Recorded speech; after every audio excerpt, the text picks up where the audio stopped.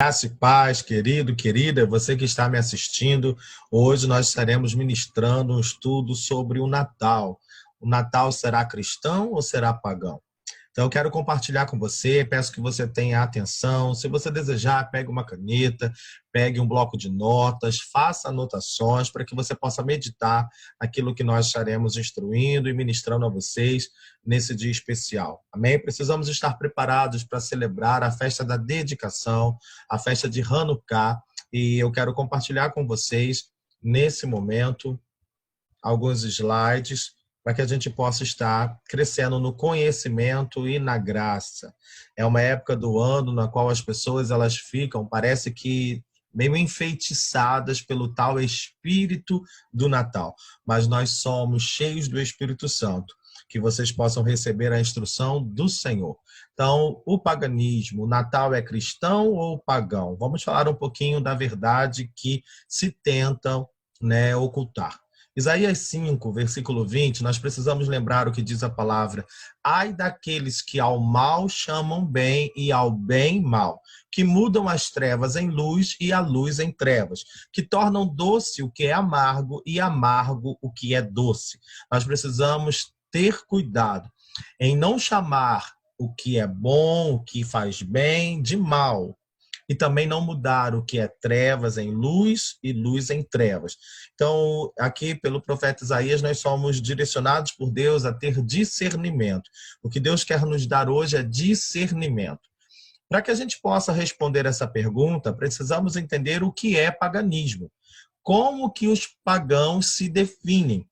Então, se quisermos entender o que é paganismo, eu fui buscar isso diretamente na fonte, como que os pagãos se definem. E aqui nós vemos, uma federação pagã dentro de um site que vocês estão vendo na tela, e a definição deles mesmos, em relação a isso. Paganismo é uma forma de vida e é uma religião. Preste atenção nisso. Um estilo de vida, uma forma de vida e também uma religião. Tem suas raízes na pureza da infinita variedade da natureza, venerando a divindade feminina e o seu sagrado masculino em todos os seus aspectos. E eles declaram: nossos ritos ajudam-nos a harmonizar com os ciclos naturais das mudanças das estações e a compreendê-los. Por isso, esses ritos ocorrem nos equinócios, solstícios, pináculos e nas fases da lua e do sol. Bom, nós vemos aqui uma ideia pagã sobre o equilíbrio desses elementos, terra, fogo, ar, água, sobre elementos da natureza, e a adoração na direção de uma divindade que é feminina. Então, nós precisamos estar atentos. Como lemos aqui, eles têm uma forma de vida e definem-se como sendo uma religião, com raízes na adoração, venerando, adorando a divindade feminina e o masculino como sagrado em todos os seus aspectos. Mas nós temos o conhecimento da verdade e sabemos há um só Deus, uma só verdade, um só caminho, ok? Então, guardem aí que os rituais deles ocorrem em equinócios, solstícios, pináculos e fases da lua e do sol. O que é o solstício? Na astronomia, o solstício, que vem do latim sol e sistere, que não se mexe. O momento em que o Sol, durante seu movimento aparente na esfera celeste, atinge a maior declinação em latitude, medida a partir da linha do Equador. Os solstícios ocorrem 2 vezes por ano. Preste atenção: dezembro e junho. Em várias culturas ancestrais à volta do globo, o solstício de inverno era festejado com comemorações que deram origens a vários costumes que hoje são relacionados com o Natal das religiões pagãs. O solstício de inverno, o menor dia do ano, a partir de quando a duração do dia começa a crescer, simbolizava o início da vitória da luz sobre a escuridão. Festas das mitologias persa e hindu reverenciavam as divindades de Mitra como um símbolo do sol vencedor, marcada pelo solstício de inverno. A cultura do Império Romano incorporou a comemoração dessa divindade através do sol Invictus. Com o enfraquecimento das religiões pagãs, a data em que se comemoravam as festas do Sol Vencedor passaram a referenciar o Natal, numa apropriação destinada a incorporar as festividades de inúmeras comunidades recém-convertidas ao cristianismo. Então, nós vemos, né, aqui a religião pagã enfraquecendo-se e a data que se comemorava a festa do Sol Vencedor passou-se a comemorar, então, nessas comunidades recém-convertidas ao cristianismo, o Natal. Então, olha essa origem, olha essa base. Nós precisamos ter discernimento. Mais uma vez, eu quero te despertar para isso. Tenha discernimento.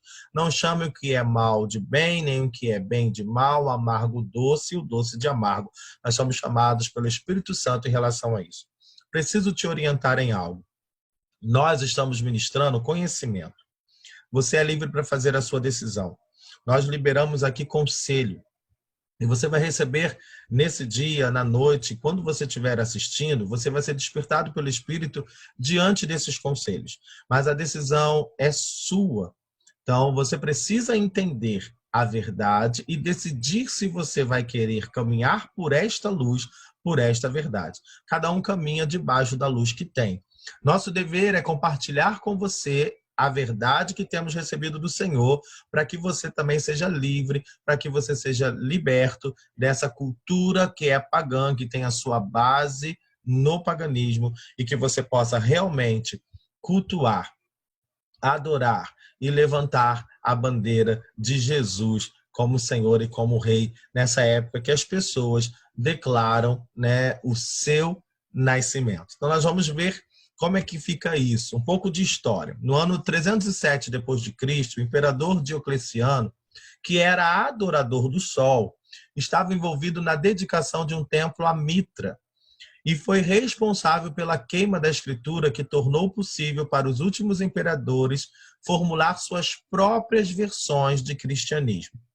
O imperador Constantino, então, enquanto declarava ser cristão, ele mantinha um título, Pontifex Maximus, que era o alto sacerdote do paganismo. Então, o Pontifex Maximus, eu não sei se isso te faz lembrar de alguma, né, figura famosa, alguém que assume um papel histórico e famoso na nossa sociedade, isso.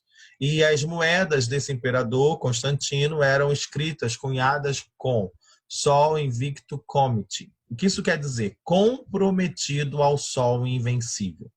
Nós já vimos aqui que as raízes do paganismo, dito por eles próprios, estão fincadas nessa adoração que é baseada nos elementos da natureza e nesses momentos de solstício, equinócio, enfim, como nós já lemos aqui para vocês. E aí nós vemos o imperador Constantino comprometido com o paganismo e declarando-se comprometido ao Sol Invencível. Então, o dia 25 de dezembro era comemorado como o nascimento do Sol, dado como nascido pela Rainha dos Céus, Mãe de Deus. Aí eu tenho algumas imagens para que vocês vejam, Mitra e o Sol Invictus, está vendo as imagens? Não sei se vocês conseguem observar, se vocês conseguem perceber algumas semelhanças culturais. Então nós vemos aqui, olha, um diadema com o sol na cabeça, olha essa questão do sol, da adoração ao sol, está vendo isso aqui? E aí nós vemos algumas questões culturais. Agora, eles declaram, os pagãos, que adoram a divindade feminina. Será uma deusa deve ser adorada? Nós cristãos adoramos outros deuses, sobretudo adoramos uma deusa. E aí nós lemos aqui a questão da rainha, né, do céu, mãe de Deus, né, sendo, né, aquela que declara o nascimento do sol invicto. Nós precisamos repensar isso. Ao contrário de algumas religiões, os pagãos acreditam que há um Deus e uma deusa. Ambos vivem neste mundo, para eles, e o Deus e a deusa são parte da natureza. Então, tudo é Deus, a natureza é Deus, cuidado com isso, porque há muitas pessoas que se perdem em relação a essa questão. Nós fomos criados para sujeitar a natureza a nós, no sentido de governo das criaturas que o Senhor confiou a Adão, inclusive para que Adão desse o nome. Então, nós precisamos entender isso. E toda a natureza, pela palavra, adora ao Senhor e apenas ao Senhor. Então, nós vemos relatos na palavra da natureza adorando, até a própria natureza, a criação adorando o seu Criador. Mas os pagãos acreditam que é importante saber que a deusa pode ser adorada da mesma maneira que o Deus. O paganismo, na verdade, então, uma cultura, tal como a cultura oriental, a cultura ocidental, a cultura aborígene, entre outras. E como toda cultura, também possui uma espiritualidade típica. Há um sentimento bem claro de responsabilidade dentro dessa cultura entre todos os membros da comunidade, ligados por laços de parentesco. E para eles há uma ancestral comum chamada de Grande Mãe. Uau! Eu acredito que o Espírito Santo já tem trazido aí ao seu espírito, né, discernimento para que você compreenda essa questão.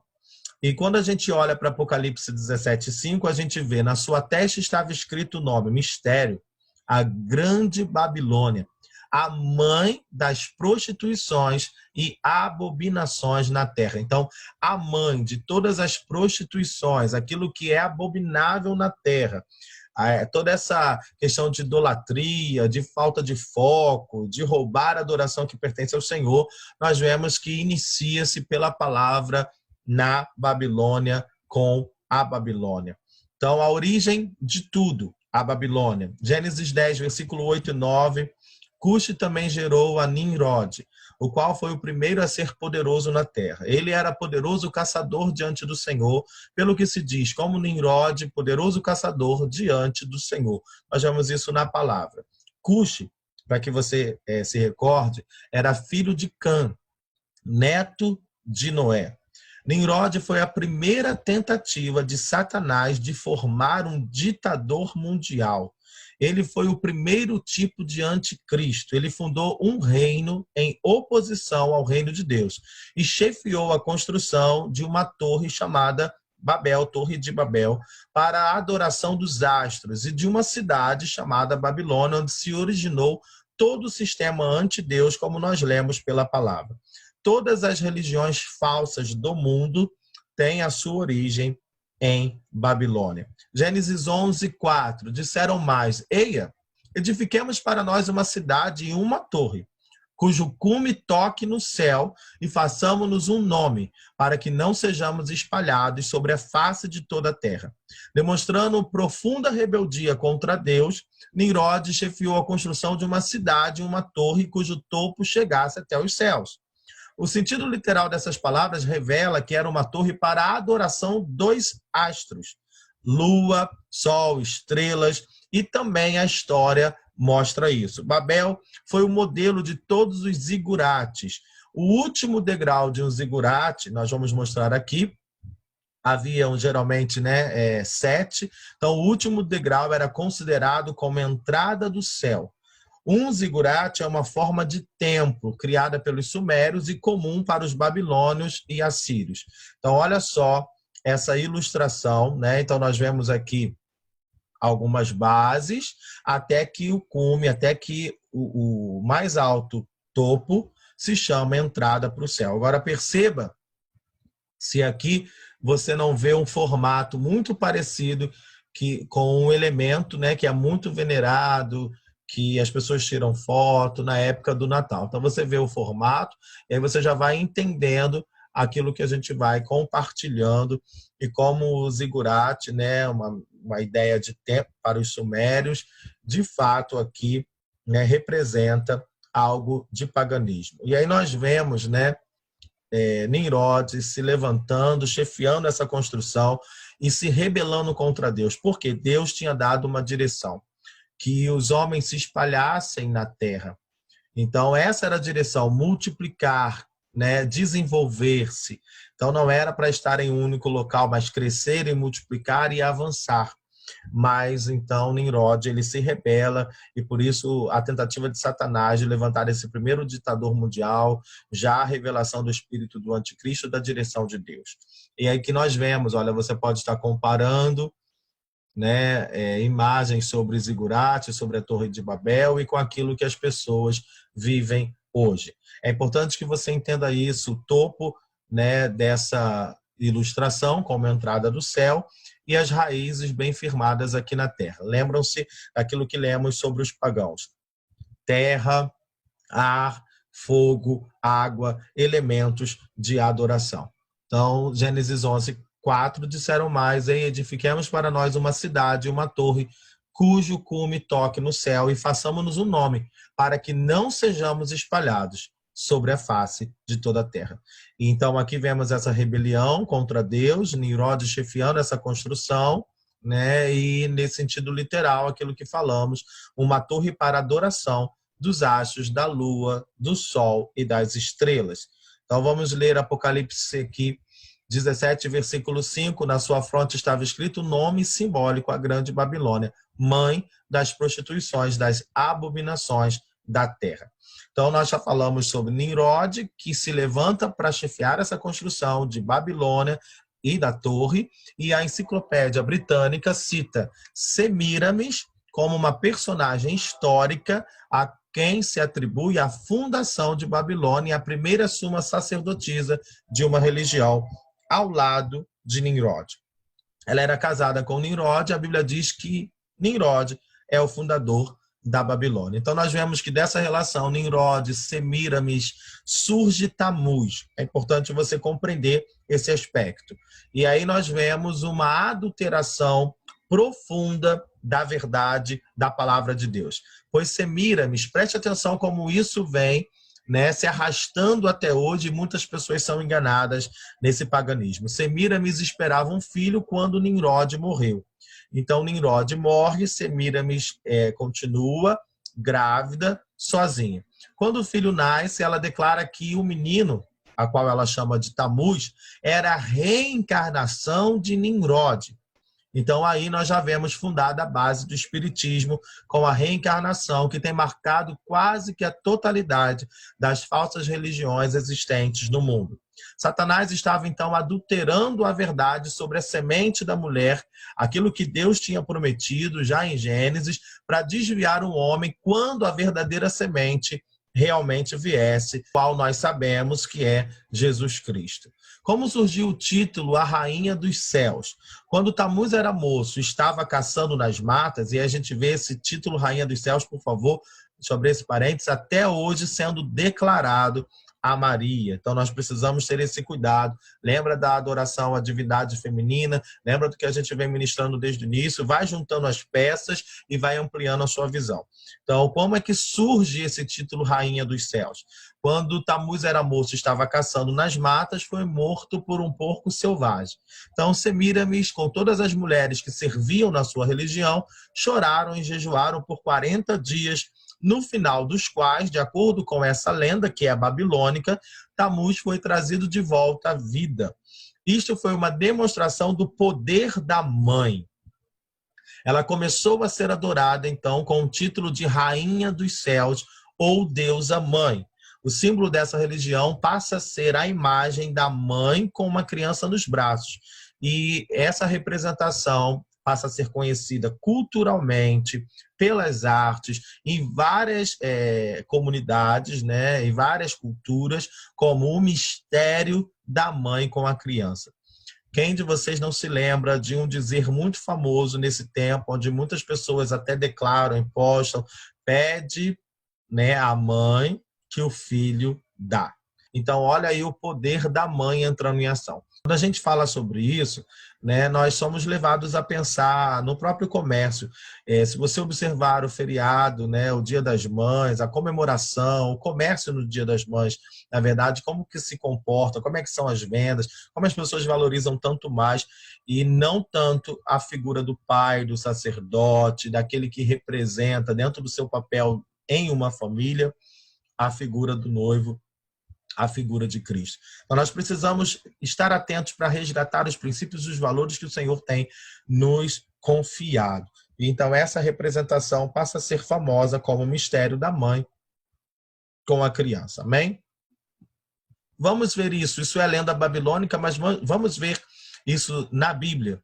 Então nós vemos em Ezequiel 8, 14 e 18. Depois me levou à entrada da porta da casa do Senhor, que olha para o norte, e eis que estavam ali mulheres assentadas, chorando por Tamuz. Olha bem aquilo que está na lenda babilônica, na questão histórica, e a palavra de Deus nos mostrando. Então me disse, viste, filho do homem, olha a posição do Senhor através do seu profeta.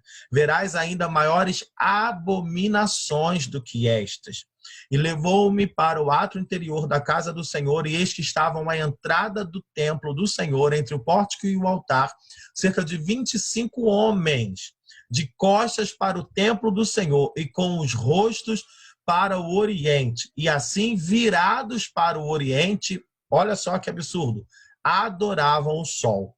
Deus levanta o profeta, declara e mostra essa cena e diz, olha, isso é abominação. Então as mulheres se corrompendo, chorando por Tamuz, dentro daquela lenda que falamos, filho de Semíramis com Nimrod, e aqui, né, vemos que homens estavam de costas para o templo do Senhor.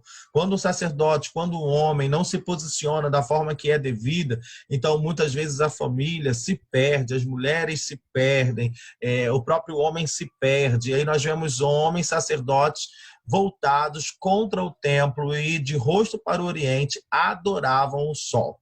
Então me disse, viste, filho do homem, acaso é isto coisa leviana para a casa de Judá, o fazerem eles as abominações que fazem aqui? Lembra quando iniciamos, ai daqueles que chamam o mal de bem e o bem de mal. Então Deus está falando, olha, eles estão fazendo abominações aqui, pois havendo enchido a terra de violência, tornam a provocar minha ira, e ei-los a chegar o ramo ao seu nariz, pelo que também eu procederei com furor, o meu olho não poupará, nem terei piedade, ainda que me gritem aos ouvidos com grande voz, contudo não os ouvirei. Então, olha que coisa tremenda, você não quer provocar a ira do Senhor, você quer ser ouvido pelo teu Senhor, então Deus está dizendo aqui, o meu olho não poupará, não terei piedade, ainda que me gritem, eu não vou ouvir, eu não vou responder, porque o povo estava pervertido a um culto pagão.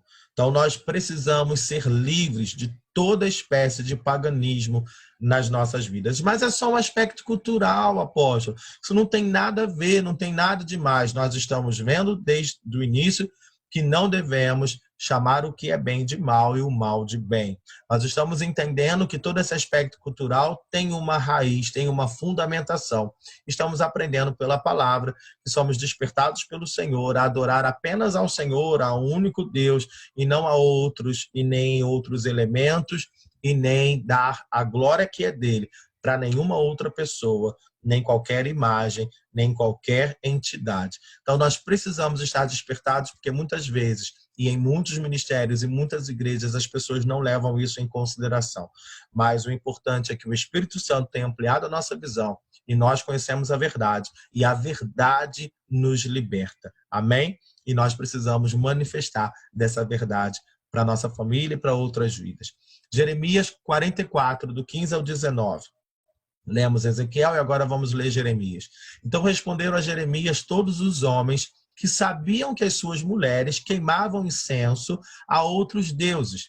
E todas as mulheres que estavam presentes, uma grande multidão, a saber, todo o povo que habitava na terra do Egito em Patros, dizendo, quanto à palavra que nos anunciaste em nome do Senhor, olha a afronta ao profeta, não te obedeceremos a ti, mas certamente cumpriremos toda a palavra que saiu da nossa boca. E olha o que eles decretaram, olha o que eles declararam. De queimarmos incenso à rainha do céu e de lhe oferecermos libações, como nós e nossos pais, nossos reis e nossos príncipes, temos feito nas cidades de Judá e nas ruas de Jerusalém. Então, tínhamos fartura de pão e prosperávamos, e não vimos mal algum, não se via mal algum. Eles estavam adorando, dizendo ao profeta, olha, não tem nada a ver, nós vamos continuar fazendo, nossos pais já faziam, nossos reis faziam, nossos príncipes fazem, e nós estamos fazendo, vamos continuar fazendo. Mas desde que cessamos de queimar incenso à rainha do céu e de lhe oferecer libações, temos tido falta de tudo e temos sido consumidos pela espada e pela fome. E nós, mulheres, olha que absurdo, quando queimávamos incenso à rainha do céu e lhe oferecíamos libações, acaso lhe fizemos bolos para a adorar e lhe oferecemos libações sem nossos maridos? Então, olha as mulheres declarando, olha, nossos maridos, eles estavam de acordo, não fizemos sem a aprovação dos maridos. Então, o que eles estavam fazendo? Adoração à rainha do céu. E, além disso, declarando sobre a rainha do céu um poder de provisão que somente o Senhor deveria receber. Esse é o poder do nosso Deus. Ele é o provedor de todas as coisas. Nós precisamos confiar nisso. E aqui nós vemos esse povo declarando ao profeta que continuariam fazendo aquilo que os antepassados faziam por uma questão de observar e de declarar à rainha dos céus o poder da provisão. Nós sabemos de quem vem o nosso sustento. Amém? Se você crê nisso, adore ao Senhor, agradeça a Ele e declare novamente ao Senhor, Senhor, Tu és o meu único provedor. Só em Ti está a minha confiança. E aí nós vemos o que nos parece essa imagem. Essa é uma imagem não do que você está pensando atualmente, mas a imagem de Semíramis e Nimrod. Mas essa imagem, ela vai ganhando formas diferentes de acordo com a cultura. E aí a gente vê todo esse mistério da mãe com o filho, Semíramis e Tamuz, né? E aí você vai entender por que naquela imagem Nimrod, em tantas outras civilizações, em épocas, em relação à fertilidade, a imagem de uma criança no colo. Então você pode ver sempre uma criança junto da mulher, tá vendo? Então a gente vê essa imagem aqui, ó, em tantas outras culturas e civilizações. Há registros históricos de que os celtas, que viveram há cerca de milênios antes de nossa era, adoravam em sua religião politeísta a uma deusa e um deus, a quem chamavam, respectivamente, de Grande Mãe e Deus Cornífero. A maioria de seus rituais eram feitos sobre um grande carvalho, árvore tida como sagrada por este povo, a qual enfeitavam como? Pendurando coisas que achavam belas, como também pedidos aos seus deuses, pois essa era para eles uma espécie de ponte entre o céu e a terra. Lembra que eu pedi para você observar a entrada do céu no zigurate e o elemento, a base maior na terra? Então, eram uma maneira de ponte. Aquilo que ela pendurado, acreditava-se, então, que era conduzido às divindades em prece, em oração e em pedidos. A própria guirlanda era feita no inverno com folhas de pinheiro, pois eram as únicas que permaneciam verdes nesse período. Com elas entrelaçadas, eram formados círculos e então eram penduradas nas portas como boas-vindas aos deuses. Meu Deus, preste atenção no que o Senhor tem nos ampliado a visão.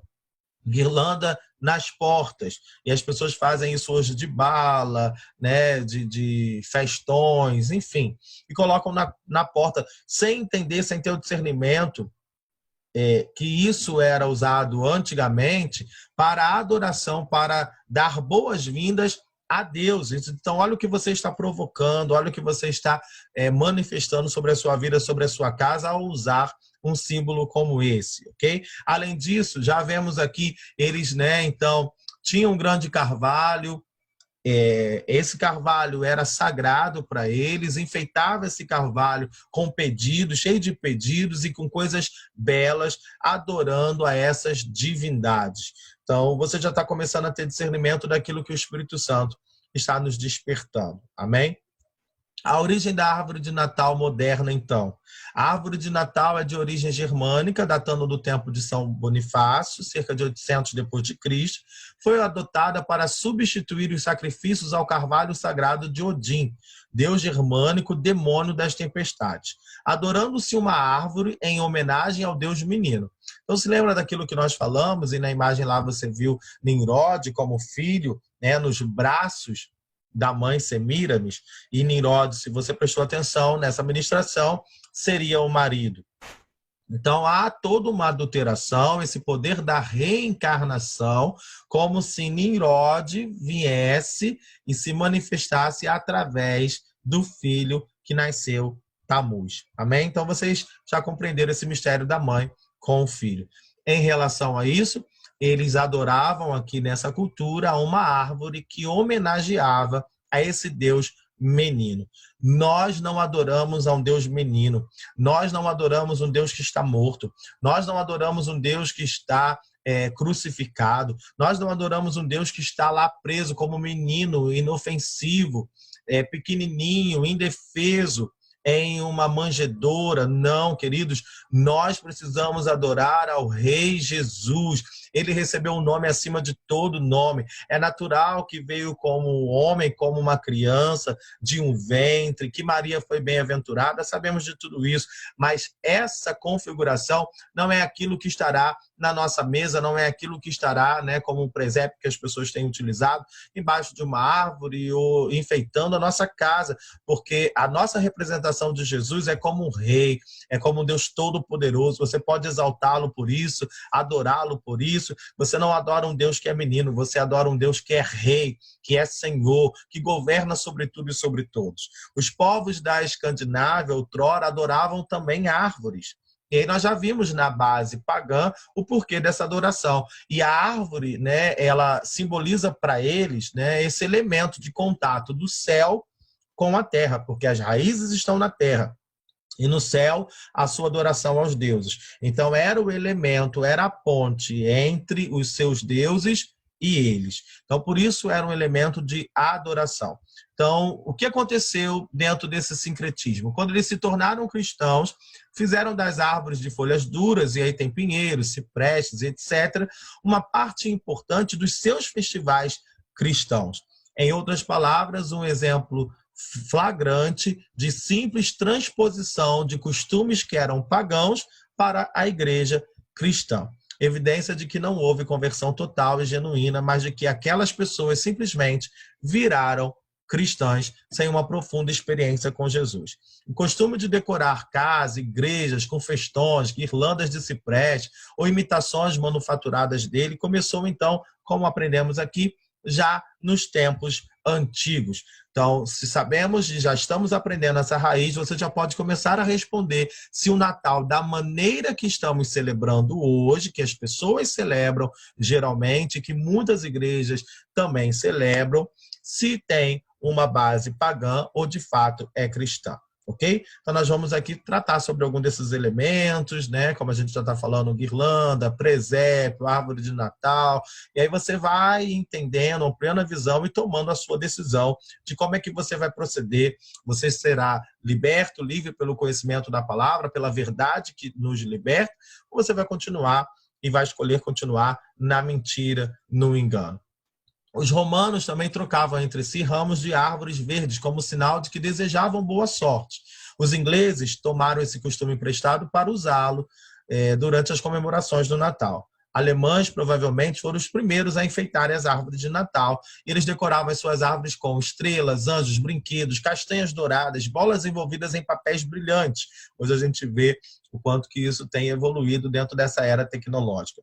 É costume emprestado das religiões pagãs da Europa medieval e da Roma também primitiva.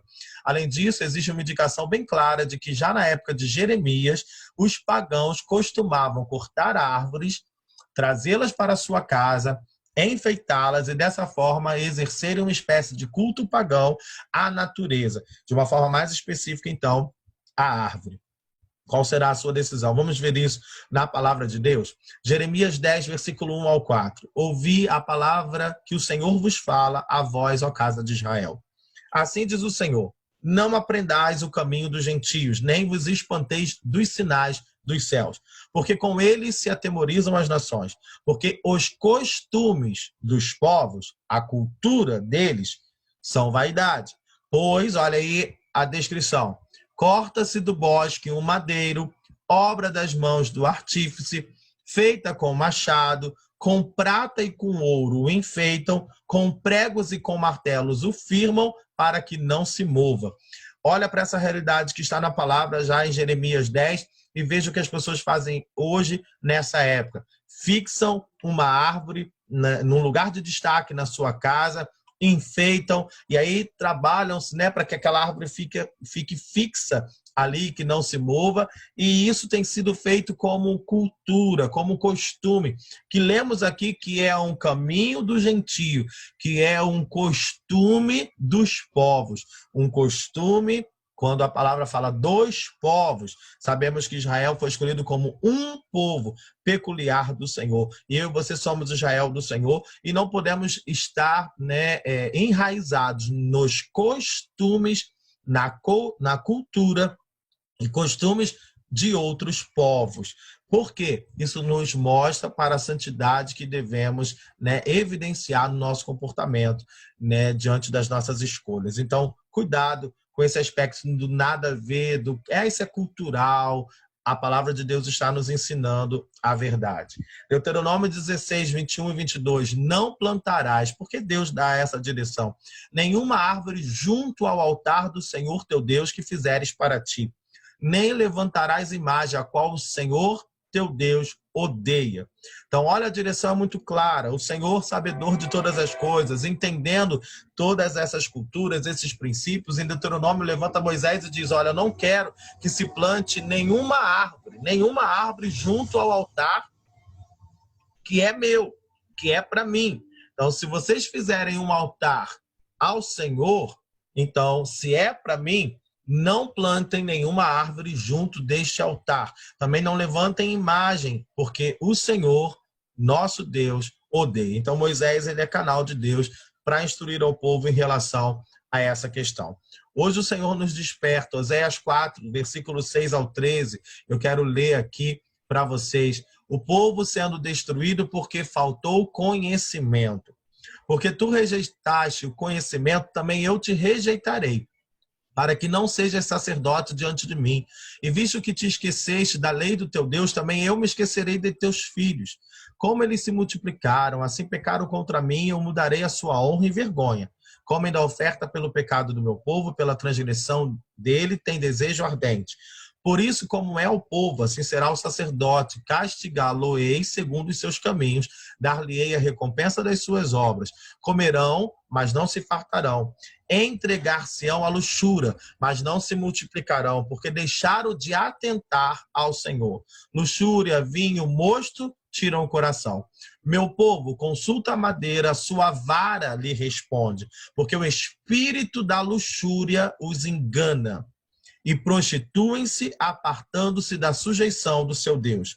Sacrificam sobre os cumes dos montes, queimam incenso sobre os outeiros. Agora, olha isso, debaixo do carvalho. Você já entendeu esse culto pagão e o que significa. E do álamo, e do olmeiro, porque é boa a sua sombra. Por isso, vossas filhas se prostituem e as vossas noras adulteram. Embaixo do carvalho, embaixo dessas árvores, havia todo um ritual pagão, que era uma adoração, né, dispensada para falsos deuses ou para forças da natureza.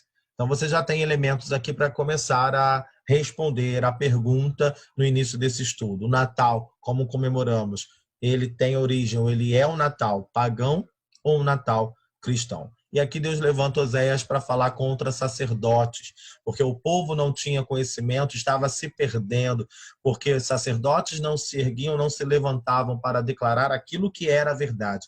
Mas louvado seja Deus, que Deus tem nos levantado como uma visão, dentro de uma visão sacerdotal, como sacerdotes, para declarar a verdade que nos libertou e que vai libertar a muitas vidas, a muitas pessoas. E aqui vemos o espírito da luxúria enganando esses povos.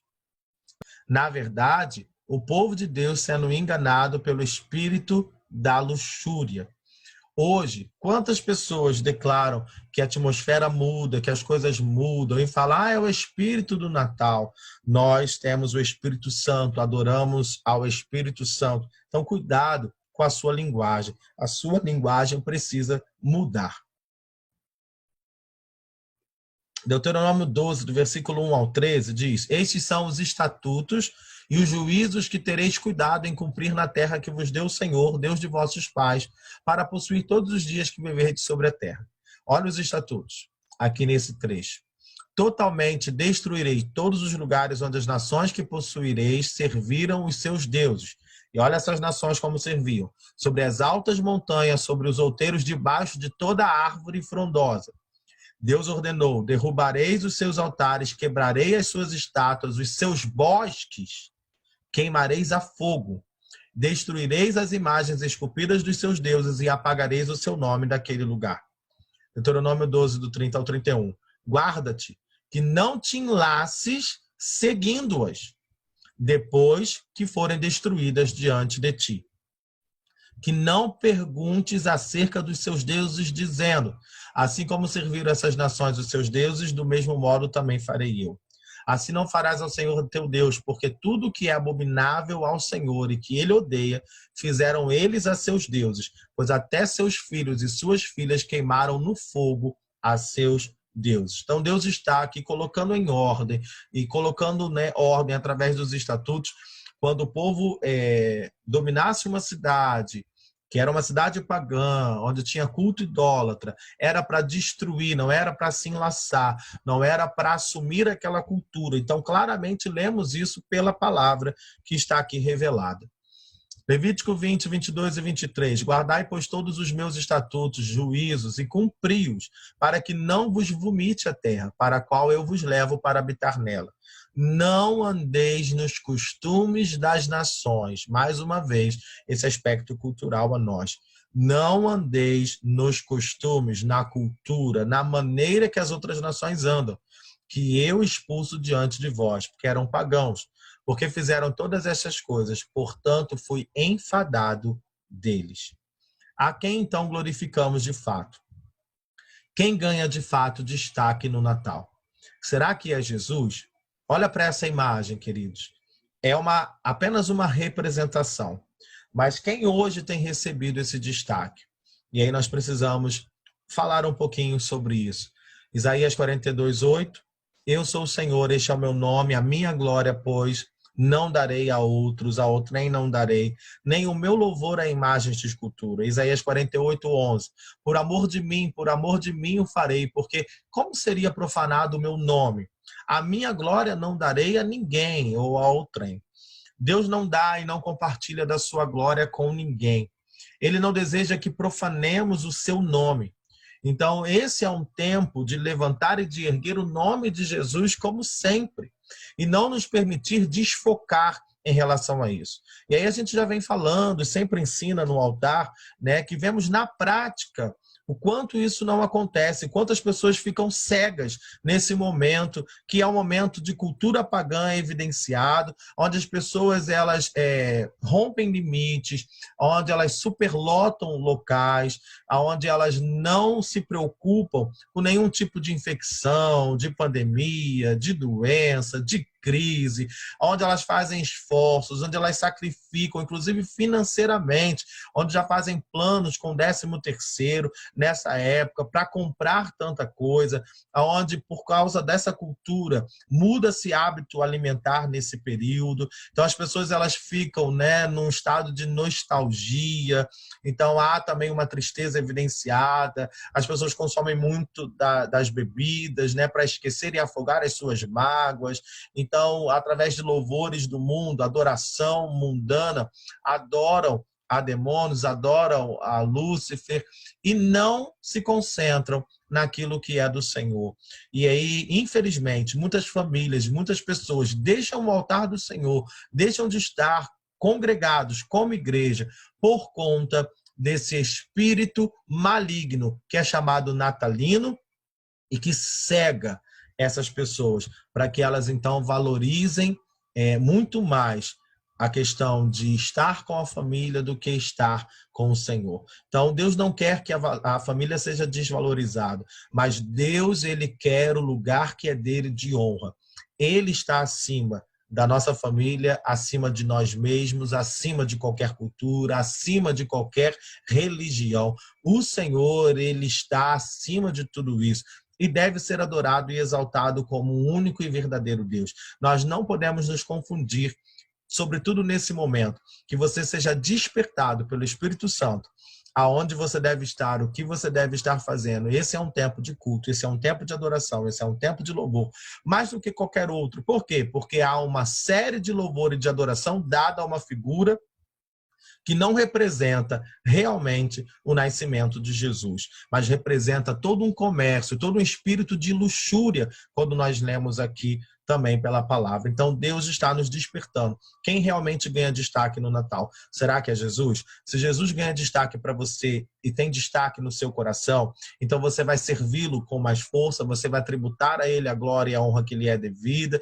você vai entregar-se a ele, sacrificar sacrifícios de louvor, então você vai estar, né, buscando a sua face, você estará cumprindo o seu papel no corpo de Cristo. Então, se é Jesus, o que ele pede da noiva é renovo da mente, né, um espírito, né, amadurecido, é realmente sacrificar a carne, tomar a cruz, renunciar a si mesmo e o seu eu e a sua vontade. Então, isso é o que Jesus nos pediu. Quem quer ser meu discípulo, negue-se a si mesmo, tome a sua cruz e então me siga. E aí, nessa época, as pessoas esquecem e não vivem a verdade da luz que o Senhor Jesus nos traz. Nós somos livres, nós somos libertos em nome de Jesus. É um desejo antigo de Lúcifer ser adorado como se fosse Deus. E aí nós lemos aqui nessa imagem, tem o mundo nas mãos, cada vez mais presente no Natal, já consegui entrar na casa de muitos crentes e substituir Jesus no coração deles. E o Espírito Santo está hoje te despertando para que você não permita que Satanás substitua, através de uma figura comercial, através de um feriado, através de todo um simbolismo, de uma cultura que está enraizada no paganismo, que Jesus não seja substituído no seu coração por essa figura. Dê a glória que é devida ao Rei dos Reis, ao Senhor Jesus. Amém? Isaías 14, 12 ao 14 vai nos falar sobre isso, sobre a queda de Lúcifer, e aí eu coloquei em negrito para vocês, tu dizias no teu coração, eu subirei ao céu, acima das estrelas de Deus exaltarei o meu trono, subirei sobre as alturas das nuvens e serei semelhante ao Altíssimo. Olha só o desejo de Lúcifer, sempre foi ser semelhante ao Altíssimo. Segundo Tessalonicenses 2:4, o qual se opõe, se levanta contra tudo que se chama Deus ou se adora. E ele, então, está falando aqui do espírito de anticristo, vai querer se assentar como Deus no templo de Deus, querendo parecer Deus. Fique atento nisso, porque nós vemos esse espírito anticristo, né, de anticristo, desde a época de Nimrod, como a primeira revelação, e nós vemos isso funcionando até hoje, só mudando por conta das culturas que vêm sendo assim evidenciadas. Então, Deus está nos despertando, seja despertado também. Eu quero deixar depois aqui, junto nesse trabalho, nessa edição para você, um vídeo que editamos, né, sobre essa verdade oculta do Natal. E aí você vai, né, assistindo até o final, verificar tudo que temos ministrado através da história, através da palavra de Deus, e que você tem recebido o conteúdo aqui, também ministrado, né, através de uma rede que se preocupa, né, do History, a falar sobre história. Então você vai ver essa verdade oculta, revelada, e eu tenho certeza que o Espírito Santo ele está te convencendo do pecado, da justiça e do juízo.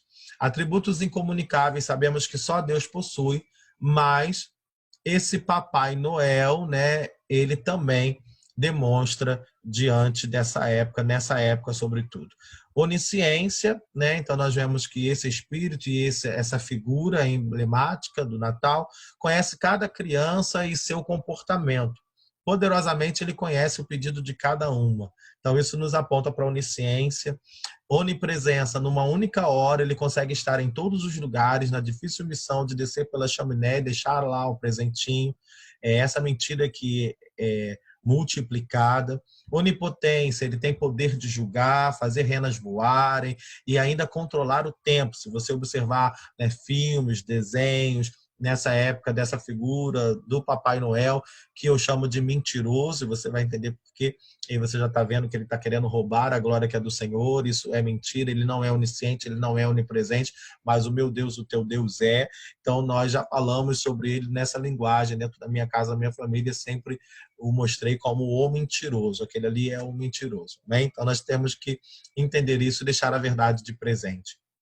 Eternidade, ele é sempre o mesmo, por séculos e séculos, nunca muda, porque ganhou destaque nessa época do ano como uma figura, né, ilustrativa desse espírito de luxúria, desse espírito de consumismo, desse espírito que conduz as pessoas a um grande frenesi e que tem prejudicado muitos, inclusive cristãos, que estão sendo enganados e que não evidenciam, não valorizam realmente Jesus como a luz do mundo, se esquecem de brilhar a glória que precisam brilhar, sobretudo nessa época, e se permitem adorar dentro de uma festividade que tem a sua origem no paganismo. Papai Noel, realmente um santo? Papai Noel, ou Santa Claus em inglês, que traduzido para o holandês Sinterklaas significa São Nicolau. Foi o nome dado a um importante personagem natalino. Conhecido por sua generosidade e preocupação com as crianças, o bispo Nicolau foi santificado.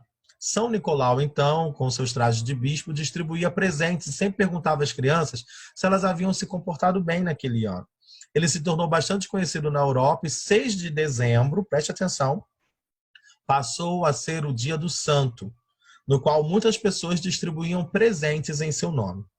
Contudo, o Papai Noel, na figura do bom velhinho, com suas roupas vermelhas, como conhecemos hoje, foi criado nos Estados Unidos pelo cartunista germano-americano Thomas Nast. Este estereótipo foi reforçado pela Coca-Cola, e aí quem não fica, né, as pessoas ficam, né, encantadas, né, pelos comerciais que a Coca-Cola e outras tantas empresas fazem nessa época. A marca, né, que também utiliza as cores vermelho e branco, criou uma campanha de Natal associada a essa imagem do bom velhinho, para tentar alavancar as vendas, porque as bebidas, né, sofriam grandes baixas de vendas durante essa época do ano, o Natal, porque é inverno no hemisfério norte. Além de alavancar as vendas, a Coca-Cola conseguiu estabelecer o Papai Noel vermelho como um dos maiores, na verdade, símbolos do Natal. Do lado da árvore, guirlanda e tantas outras coisas, bolas, enfim, enfeites, né? Essa necessidade de presentes e consumismo, todo esse espírito de luxúria. Além disso, tudo isso tem um vendedor, tem uma representação aí emblemática na figura desse bom velhinho de São Nicolau. A magia da Coca-Cola, e nós vemos o foco meramente comercial. Esse espírito maligno que falamos desde o início, se estabelecendo e levando muitas pessoas a esse frenesi, e aí nós sabemos que os demônios trabalham por mútua ajuda, e aí nós vemos pessoas endividadas, mamão entrando em cena, e as pessoas deixam de dizimar. Interessante que elas recebem o 13º e recebem além, mas roubam ao Senhor e decidem roubar ao Senhor. Seria uma época que as coisas deveriam se multiplicar em relação àquilo que chega ao altar. E na maior parte das vezes, ao invés de nem se manter, não se multiplica e ainda se reduz as contribuições. Por que será? Porque as pessoas estão tão cegas com esse consumismo, com essa cultura, levados por demônios, pelo paganismo, por tudo que nós já temos aprendido até aqui. Como chegou até nossos dias? Então, aqui nós vemos uma imagem no início em relação a esse bispo. Então, toda essa representação foi sendo dessa maneira, até que chegou nesse aspecto comercial, como nós vemos nessa última imagem, que todo mundo acaba conhecendo. Só que, após, né, a manifestação de Papai Noel, entrava a cena Krampus. Krampus, preste atenção, é uma criatura mitológica que acompanha São Nicolau durante a época do Natal. Segundo lendas de várias regiões do mundo, a palavra Krampus vem de Krampen, palavra para garra, do alto alemão antigo. Nos Alpes, Krampus é representado por uma criatura semelhante a um demônio. Eu quero mostrar isso para você agora. Então, nós vemos duas representações. De um lado, o bom velhinho, Papai Noel, que dá presente para as crianças boazinhas. Mas logo em seguida vem Krampus, para poder vingar, para poder se posicionar contra os malvados, contra aqueles que não se comportavam bem durante o ano. Olha como isso está tão enraizado nas culturas, né, nas famílias, né, como isso está tão presente, que pais e mães fazem exatamente isso. Se você se comportou bem durante o ano, você ganha presente. Se você se comportou mal, se você não foi bem, então você é punido, você não ganha presente. Então nós vemos isso, né, tão enraizado na nossa cultura e nas nossas famílias. Então não marque isso como um memorial. mas estabeleça a verdade para sua casa e para sua família. Se você quiser fazer algo nesse sentido, deixa claro para os seus filhos que não é por causa da época do ano que papai, que mamãe vai comprar, porque é presente de Natal. Cuidado com isso. Então, você precisa ministrar a verdade. Então, não é porque é presente de Natal, diga que é por conta do ano, e claro, tem uma recompensa, a criança que estuda, que estudou, né? Você pode desconstruir essa cultura pagã, ok? Aí está a imagem de Krampus maltratando as crianças. Então, nós vemos aí Krampus, né, nessa imagem. E aqui nós vemos uma foto, né, tá um pouco distorcida porque eu ampliei, de uma procissão de São Nicolau acompanhado dos seus ajudantes Krampus. Então, quem são os ajudantes do São Nicolau? Krampus, região alpina da Alemanha. E aí as pessoas não sabem por que as maldições se estabelecem, por que né, muitas vezes as crianças ficam perturbadas nessa época e tantas outras questões, né, acontecem nesse período e que a gente precisa estar atento. Provérbios 26, versículo 2. Como o pássaro o vaguear, como a andorinha um voar, assim a maldição sem causa não virá. A maldição sem uma brecha, sem uma causa estabelecida, não pousa, não se estabelece. Então precisa de uma legalidade, precisa de uma brecha. Então o diabo ele tem enganado muitos cristãos para que essa brecha se estabeleça, para que famílias sejam destruídas, para que crianças sejam destruídas. Nós precisamos estar antenados, ligados e despertados pelo Espírito Santo diante da verdade que ele tem nos revelado. Quem são os ajudantes? Aí você vê hoje as figuras de duendes, né, de seres mitológicos, né, de fadas. Nós precisamos ministrar a verdade. Nós vemos aí a manifestação de demônios, a representação de demônios em todas essas figuras e nós precisamos levar a bandeira da verdade sempre. Nós vemos dessa cultura anti-Deus e essa cultura pagã até mesmo nas canções, manifestações através das canções. E aí você já cantou, você canta, ou talvez as crianças vêm cantando e você não se despertou, mas o Espírito Santo está aqui nos guiando. Deixei meu sapatinho na janela do quintal, Papai Noel deixou meu presente de Natal. Como é que Papai Noel, olha só a mentira aí, não se esquece de ninguém. Seja rico ou seja pobre, o velhinho sempre vem. A gente vê aí, né, a transposição daquilo que pertence ao Senhor, como onisciência, como nosso Deus que não esquece de ninguém, não faz acepção de pessoas, mas sempre está presente, Ele é presente, é onipresente, e a gente vê isso disfarçado nessas canções que tem por base o paganismo e uma cultura anti-Deus. Anoiteceu, o sino gemeu, a gente ficou feliz a rezar. Papai Noel, vê se você tem a felicidade para você me dar. Eu pensei que todo mundo, olha isso, e quantas pessoas cantaram e cantam isso, fosse filho de Papai Noel. Olha esse castelo de mentira sendo destruído na sua frente hoje. Então nós sabemos que as pessoas pensam que todo mundo é filho de Papai do Céu, é filho de Deus. Sabemos da verdade, que nem todos são filhos, mas aqueles apenas que creem em Jesus e confessam como Senhor, que creem no seu nome. Então todos são criaturas. Mas olha aqui a tentativa de se assemelhar e de assumir o lugar do Senhor. Eu pensei que todo mundo fosse filho de Papai Noel. Quero ver você não chorar, não olhar para trás, nem se arrepender do que faz. O que a palavra de Deus, o que o Senhor nos orienta, ao contrário dessa canção, é arrependimento, é confissão, é abandonar o pecado, é se arrepender daquilo que está feito de forma errada e não deixar de se arrepender. Nessa noite tão feliz, vem me dar a tua mão, hoje o coração me diz, vem cantar essa canção, vem brilhar estrela guia, ilumina todo o céu. Olha a estrela guia aí, ó. Traga o amor e a harmonia com o meu Papai Noel. Meu Deus, como é explícita essa cultura anti-Deus e pagã. E aí nós já falamos sobre os astros, lembra do zigurate, lembra do que falamos no início desse estudo, sobre o paganismo adorando, né, astros, estrela, elementos da natureza, todo esse vínculo aí do sol, da lua, dos astros e estrelas. E aí nós vemos nessa canção, vem brilhar, estrela guia. Quem brilha na sua vida é Jesus Cristo. Ele é a estrela da manhã. Ele é a verdade. Ilumina todo o céu e traga amor e harmonia. E nós vemos que isso é fruto do Espírito, equilíbrio, domínio próprio, amor.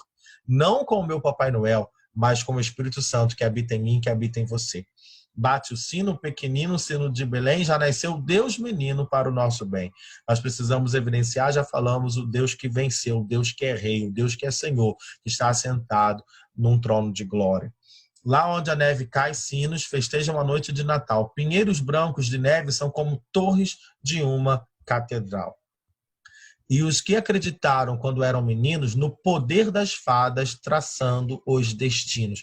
Nós vemos nessas letras uma série de manifestação de cultura ante-Deus, de cultura pagã. O que você precisa fazer? O que você precisa ser despertado? O que você precisa decidir hoje? Não deixar a mentira como herança. Salmo 5, versículo 6. Destruirás aqueles que falam a mentira. O Senhor aborrecerá o homem sanguinário e fraudulento. João 8,44, muito conhecido. Sabemos que aqui vem falando que o diabo, ele é o pai da mentira. E quando ele profere mentira, ele fala daquilo que é próprio. Por que é mentiroso? Porque é pai da mentira. Você não pode usar na sua palavra, nem por causa da cultura, uma mentira. Então, ministre a verdade. Não oculte a verdade. Não ande, né, na mentira e não estabeleça a mentira como herança na sua casa e na sua família. Então, quando as pessoas brincam com as crianças, dizem assim, até cristãos, e dizem, olha, foi o Papai Noel que deixou, e deixa na janela, e além de errar fazendo árvore, claro, eu estou dizendo diante daquilo que temos aprendido, né? E eu espero que você tenha aqui compreendido para tomar essa sua decisão de forma bem consciente, porque esse é o conselho e essa é a direção de Deus para a sua vida. Então, pessoas que fazem isso e, além disso, ainda enganam, ainda mentem. Ao invés de dizer que foi papai, que foi mamãe, que foi vovô, que foi vovó, enfim. As pessoas falam que foi o Papai Noel, sustentando uma mentira. Apocalipse 22, versículo 15, fica claro. Ficarão de fora os cães, feiticeiros, aqueles que se prostituem, homicidas, idólatras e qualquer que ama e comete a mentira. Então não herdará o reino dos céus aquele que ama e aquele que comete a mentira. Há um decreto de Deus contra a grande Babilônia, a mãe das abominações de toda a terra. Depois disso veio outro anjo que descia do céu, tinha grande autoridade e a terra foi iluminada por seu esplendor. Ele bradou com voz poderosa, caiu a grande Babilônia. Ela se tornou habitação de demônios e antro de todo espírito imundo. Antro de toda ave impura e detestável, pois todas as nações beberam do vinho da fúria da sua prostituição. Reis da terra se prostituíram com ela, à custa do seu luxo excessivo, os negociantes da terra se enriqueceram. Então, olha o comércio, olha o negócio, olha o apelo comercial que nós estamos vendo, sobretudo nessas épocas que, não só no Natal, mas outras tantas, que têm a mesma proposta, a mesma característica de roubar a glória que é do Senhor e de cegar as pessoas diante de uma cultura que vem sendo estabelecida. Então, nós precisamos estar despertados. E eu profetizo e declaro isso sobre a sua vida, que as escamas dos seus olhos estão caindo nesse momento, para que você tenha discernimento espiritual, para que você enxergue com o olhar que o Espírito Santo tem te dado, um olhar novo a partir desse tempo, em nome de Jesus. Então, a Babilônia, a grande Babilônia, vai cair. E ela se tornou habitação de demônios, antro, de todo espírito imundo e maligno. O que Roma comemorava dia 25 de dezembro. Estamos quase terminando. Vamos falar, então, sobre essa realidade do 25 de dezembro. A civilização romana comemorava, dia 25 de dezembro, o nascimento do Deus Sol. Vai juntando com tudo que você tem recebido até agora. Natalis Solis Invicti, que significa nascimento do Sol invencível. Além disso, segundo o Brasil Escola, também era comemorado entre os dias 17 e 24 de dezembro a Saturnália. Celebração cercada de muita comida, olha a característica. bebida, onde as normas do mundo formal eram subvertidas com o intuito de promover a renovação dos valores por meio de festas marcadas pela inversão dos padrões vigentes.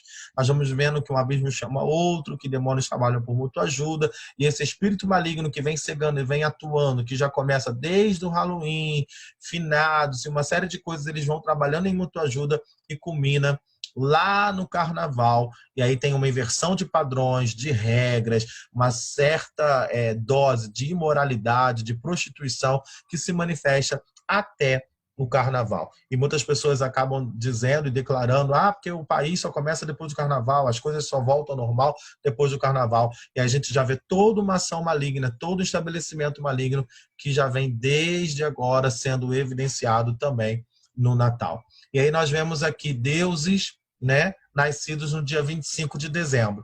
Mitra, Horus, Héracles, Dionísio, Jesus, Atis, aqui a gente vê todos eles comemorado o nascimento, né? Todos eles comemorando, na verdade, o nascimento no dia 25 de dezembro. Então, Jesus realmente nasceu dia 25 de dezembro? Ele não nasceu, nem poderia ter nascido em dezembro, pois, primeiro, não poderia usar para nascer uma data de festividade pagã, que era a Saturnália romana ou Natalis Invictus Solis. Mas usou Jesus, né, e Deus estabeleceu um marco, que era uma festa judaica, a festa de tabernáculos, que no calendário judaico corresponde ao 7º mês, que cai entre o fim de setembro e o fim de outubro do nosso calendário, como ocasião para vir ao mundo. Essa conclusão é possível graças a uma análise mais acurada das Escrituras, preste atenção nisso, nos textos que nos falam sobre o próprio nascimento de Jesus. Bom, então, vemos pela palavra de Deus, Lucas 2, versículo 8. Ora, havia naquela mesma região pastores que estavam no campo, está grifado aqui para vocês, e guardavam durante as vigílias da noite o seu rebanho. Olha o contexto, olha o ambiente o qual Jesus nasceu. Então, os pastores estavam guardando seus rebanhos em apriscos que eram descobertos. Por quê? Porque não havia chegado ainda o inverno. No hemisfério norte, né, é inverno em dezembro. Então, pensemos, se Jesus nasceu em dezembro, como poderiam os rebanhos estarem no campo sem nenhuma proteção, visto ser frio naquela região nesta época? Ainda hoje, em Jerusalém, chega a nevar nos últimos dias de dezembro. Lucas 2, versículo 12. Isso vos será por sinal. Achareis um menino envolto em faixas, deitado em uma manjedoura. Poderia, queridos, um recém-nascido suportar o frio do inverno, inclusive com neve, deitado numa manjedoura, em um estábulo sem proteção e somente envolto em panos? Está muito clara essa verdade para nós. Lucas 2, do 1 ao 7, nós vemos que os pais de Jesus, nesse contexto, tiveram de ficar hospedados numa estrebaria, pois os hotéis e quartos da cidade já estavam lotados. Nessa época houve um recenseamento do povo, conforme eu já falei, Lucas 2, do 1 ao 7. Então era necessário um recenseamento e as pistas deveriam, quando o recenseamento acontecesse, as pistas deveriam estar liberadas, não poderia estar, né, nevando para evitar acidentes em relação a todo um transporte com animais e uma série de questões, né, a nível de, claro, naquela época, carruagens, animais, transportes, né, movidos através dos animais. Então, esse recenseamento não poderia se dar nessa época de inverno. E naquele momento, né, nós vemos José e Maria tendo os hotéis, a hospedagem, né, na verdade, lotada, porque havia naquele instante um recenseamento, o decreto de um recenseamento. Então fica muito claro que Jesus não nasceu em 25 de dezembro e nem sequer no mês de dezembro. Então nós precisamos entender essa verdade. Mas ok, já que o povo, né, comemora, faz alusão, levanta a bandeira, então vamos fazer da forma que não seja de origem pagã. Então nós podemos celebrar, né, a verdade, a luz, a manifestação da luz. Você pode enfeitar a sua casa com luzes, com pisca-pisca, declarando à sua família que Jesus é a luz e evidenciando isso. E o que nós comemoramos? Qual era a festa que era descrita no Novo Testamento no inverno? Aquilo que nós vamos comemorar no dia 24, no dia 25, ou, né, não sei quando você estará assistindo esse vídeo, dentro do período que a gente chama de festa de Hanukkah. João 10, versículo 22 ao 23. Em Jerusalém havia a festa da dedicação, ou Hanukkah. E era inverno. E Jesus andava passeando no templo, no alpendre de Salomão. Então, olha que maravilha, temos esse respaldo. Podemos celebrar Hanukkah, podemos celebrar a festa da dedicação. Essa é a festa que hoje é celebrada, que é a festa do inverno. E olha como que essa festa é uma festa muito especial, a festa de Hanukkah. Nós vemos aqui a Hanukkah, diferente da Menorá, e a gente vai falar melhor sobre isso na festa, mas nós vemos aqui, olha, 1, 2, 3, 4, 5, 6, 7, 8, 9 braços, enquanto a Menorá só tem 7 braços. Aqui a gente tem outros elementos, né, que são colocados, tem o Sevivon, e a gente vai ministrar sobre isso melhor na festa de Hanukkah. O significado dessa festa, na palavra hebraica Hanukkah, significa o quê? Consagração, dedicação, aquilo que lemos na palavra de Deus. No meio judaico é conhecida como festa das luzes ou festa da dedicação. Então nós precisamos evidenciar essa verdade. Jesus, a luz do mundo. Eu e você, chamados também como luz, para brilhar, para manifestar a verdade do Senhor. Então você vai decidir celebrar a festa da dedicação, a festa da consagração, a festa do milagre, a festa da luz. E é isso que você vai evidenciar na sua casa, na sua família, se você decidir por essa liberdade a qual o Senhor tem te providenciado durante esse estudo, em nome de Jesus. Amém? Diz a palavra de Deus, João 8, versículo 12. Falou-lhes, pois, Jesus outra vez, dizendo: eu sou a luz do mundo. Quem me segue não andará em trevas, mas terá a luz da vida. João 12, versículo 46. Eu sou a luz que vim ao mundo, para que todo aquele que crê em mim não permaneça nas trevas. Esse é o nosso desejo para você que crê em Jesus. Não permaneça nas trevas, mas deixe que a luz de Jesus brilhe através da sua vida. Você é imagem, semelhança de um Deus muito poderoso. Não dê a glória dele a ninguém, mas decida hoje ser livre de todas as trevas, estar livre de todas as trevas e manifestar a verdade e a luz. Então você que vai participar conosco, que já entendeu a importância de cultuar, de não negligenciar o chamado do Senhor e dar a glória que a Ele é devida, que não vai estar embaraçado nas comidas, na cultura, que não vai estar embaraçado trocando, né, os papéis, invertendo os valores e as prioridades nessa festa de fim de ano.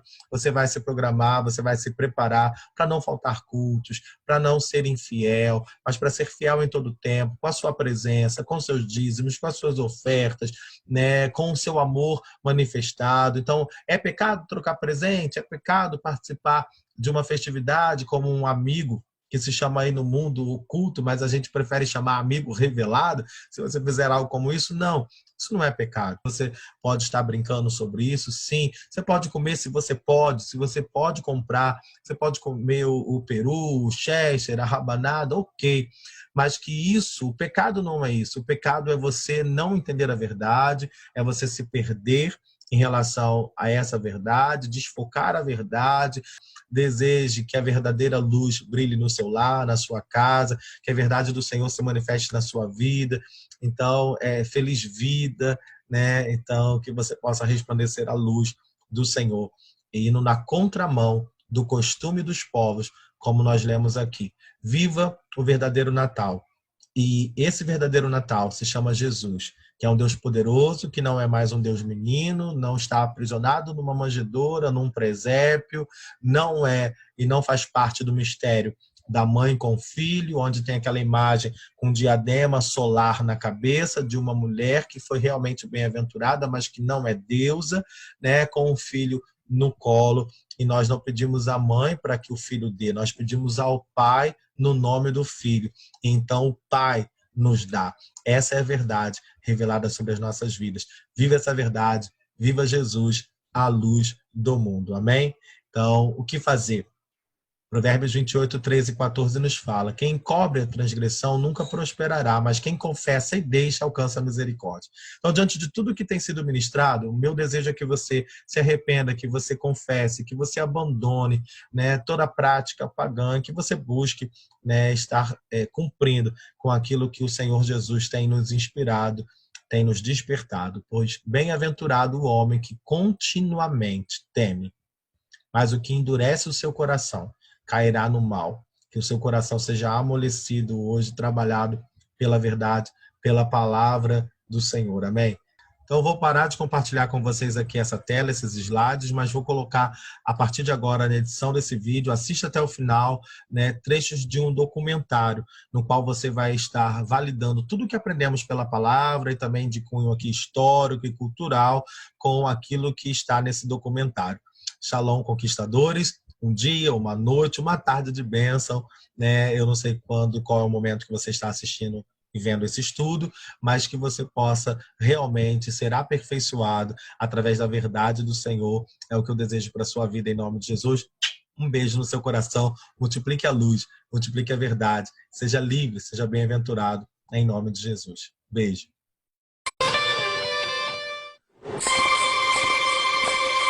Natal. Fazem-se árvores, ligam-se luzes. Não há melhor lugar do que nossa casa para as festas. Um empolgante período de presentes e peças de que só os sobrinas não gostam. Mas onde começou essa tradição? Por que penduramos meias? Quando começamos a cantar cânticos de Natal e a decorar árvores? Como Papai Noel acabou usando vermelho, um trenó e 8 pequenas renas? Há histórias ocultas atrás de nossos hábitos modernos. Umas são obscuras e místicas. Outras são só para ganhar dinheiro. Então, prepare-se para a verdade por trás das festas que adoramos. Esta é a verdadeira história do Natal. A verdadeira história do Natal. A história de muitas de nossas tradições para as festas faz parte de uma obscura, mas verdadeira história do Natal. Essa é a razão por que fazemos as coisas estranhas que fazemos a cada mês de dezembro. Por exemplo, cortar uma árvore e colocá-la em nossas salas. Mais de 30 milhões de nós farão isso antes de 25 de dezembro. Mas por quê? Todo dezembro, no dia mais curto do ano, acontece o solstício de inverno. Ele marcava o dia mais escuro do ano. E os primeiros cristãos não celebravam aniversários. Então, como Jesus acabou fazendo aniversário dia 25 de dezembro? Muito antes de Jesus nascer, os romanos celebravam muitas festas pagãs, particularmente em dezembro. E essas festas de fim de ano criaram um palco para as festas natalinas modernas. Os romanos trocavam presentes na Saturnália, assim como fazemos no Natal. E entre a Saturnália e o Ano Novo, já havia a celebração de um deus romano no dia 25 de dezembro. Esse deus, Mitras, e mais um deus, Sol Invictus. O deus Sol Invicto eram ambos festejados em 25 de dezembro. Como a data caía perto do solstício de inverno, o mesmo evento cósmico celebrado pelas tribos do norte da Europa. Pagãos do mundo todo celebravam o dia mais escuro, e nas religiões romanas, o dia se tornou o principal do ano. Depois que o cristianismo se tornou a religião oficial de Roma no século IV, os líderes preferiram absorver a tradição pagã a colocá-la fora da lei. Foi aí que a igreja decidiu celebrar o nascimento de Jesus e escolheu um dia perto do solstício de inverno, 25 de dezembro. Mas se você acha que as festas há séculos eram um idílico período de paz, reconsidere. O Natal era mundano, desregrado e divertido. Os puritanos da Nova Inglaterra sabiam muito bem da origem pagã da celebração do solstício de inverno e quiseram evitar qualquer associação com isso. Um puritano comentou que o Natal era o naufrágio da castidade. E outro, em Boston, disse que o homem desonrava mais a Cristo nos 12 dias das festas do que nos outros 12 meses do ano. E um nova-iorquino, professor universitário com dotes poéticos. Mudaria a face do Natal para sempre.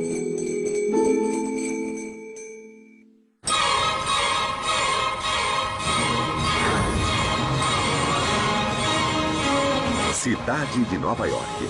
A Big Apple. A cidade que nunca dorme. A terra natal do Natal? Isso mesmo, a cidade de Nova York moldou o Natal. O Natal moderno e secular que celebramos hoje, mais do que qualquer outra cidade do mundo.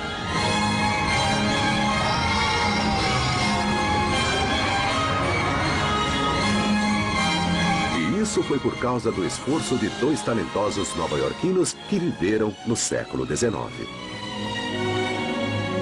Eles reinventaram os costumes de Natal do velho mundo para criar nossas modernas festas americanas e ajudariam a moldar a imagem do bom e velho Papai Noel. Clement Clark Moore, um professor nova-iorquino de literatura grega e oriental, teve uma ideia que mudaria o Natal para sempre. Em 1822, ele escreveu um poema de 56 linhas que se chamava A Visita de São Nicolau, hoje mais conhecido como A Véspera de Natal. O poema de Moore se tornou uma abertura, um divisor de águas de como o Natal era celebrado. O assunto de Moore era o Papai Noel como o conhecemos hoje. Ele se inspirou em 2 figuras lendárias do velho mundo.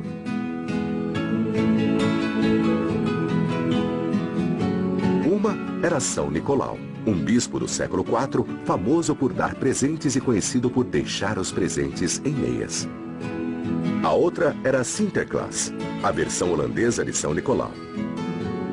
Sinterklaas tinha se mesclado um pouco com Odin, o deus pagão das festas, que voava pelos céus em um cavalo de 8 patas. Antes da metade do século XIX, Papai Noel vinha em várias formas. Ele vinha de barco, a cavalo ou em um trenó. E tudo isso foi codificado e reduzido na América, muito em Nova York. As 2 lendas do velho mundo eram ricas em detalhes, muitos dos quais Moore decidiu deixar de fora. Um dos omitidos foi uma figura com cara de diabo, companheiro de São Nicolau, e que podia trazer um chicote para castigar crianças desobedientes. Ou pior. No norte da Europa havia uma espécie de figura diabólica que acompanhava São Nicolau. Tinha chifres, uma longa língua vermelha, era coberto de pelos, tinha rabo e casco. E ele entrava logo depois de São Nicolau. E uma cena em especial mostra 2 menininhos encolhidos de medo, porque na porta estava a figura diabólica de Krampus. Mas o Papai Noel de Clement Clark Moore só personificava o bem. E Moore introduziu várias novas características nele. Ele o vestiu com roupa americana, deu a ele um cachimbo e o retratou não como um padre, mas como um sorridente e alegre doente, com brilho nos olhos. Nas costas, ele levava um saco cheio de brinquedos para as crianças da casa.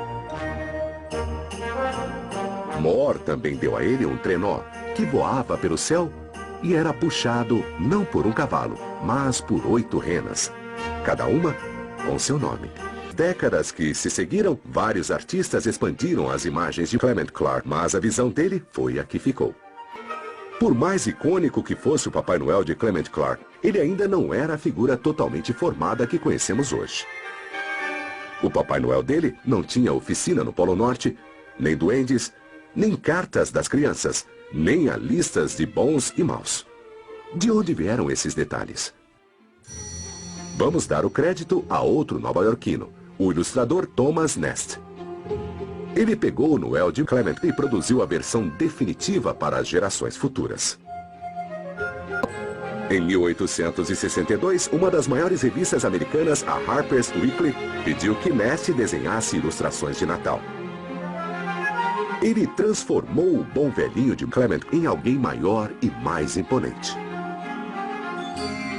E ele se tornou seu avô. Deu a ele uma espessa e longa barba branca, que era a imagem de uma pessoa rica no mundo vitoriano. Ele usava um casaco vermelho com adornos brancos, botas pretas, um cinto de fivela e um cachimbo. A imagem de Nast de Papai Noel se tornou indelével e a cada Natal ficou mais rica em detalhes. Nest fez isso ano após ano. Ele criou muitas coisas que associamos a Papai Noel. A lista de bons e maus, a casa no Polo Norte, e isso se tornou a imagem de Papai Noel. E no meio do século XIX, a árvore de Natal, uma variação do antigo costume nórdico de trazer o verde para casa, se tornou a peça central do familiar Natal norte-americano. A árvore de Natal tinha chegado oficialmente à América. Em 1856, o presidente Franklin Pierce pôs uma na Casa Branca. Papai Noel, redefinido em amigo das crianças, e árvores de Natal elaboradamente decoradas ajudaram a transformar o Natal. Uma festa antes comandada por grosseiras bebedeiras era agora tempo de celebração da família. Por isso, os shoppings se enfeitam, eles se preparam para o Natal. Além de ser atencioso e caloroso e solícito para com o próximo, também é hora de pensar em comprar presentes. Mas como o Natal ficou tão comercial? E como toleramos e até celebramos isso? Já em meados do século XIX, o Natal tinha influenciado lojas e armazéns que comercializavam as festas para o consumidor. Com um papel de embrulho especial, cartões de Natal, enfeites e principalmente brinquedos. Era a época da Revolução Industrial, cuja marca foi criar inúmeras coisas baratas e criar uma classe média que tinha dinheiro e queria comprar essas coisas. Então não é difícil ver por que Papai Noel foi adotado pelos lojistas. Ou vendendo sapato ou qualquer coisa. Ele é um vendedor quase desde sempre na América. Com o passar do tempo, Noel passou a vender mais do que produtos. Ele vendia o próprio Natal e a suave nostalgia que ele invocava. E em 1940, o papel de Papai Noel como ícone da propaganda deu a ele uma aparência padrão. As lojas de departamento começaram a padronizar Papai Noel. A começar, ele ficou de vermelho e branco quase sempre. Isso ajudou a fixar a imagem, a torná-lo mais jovial, mais suave, mais agradável para a família.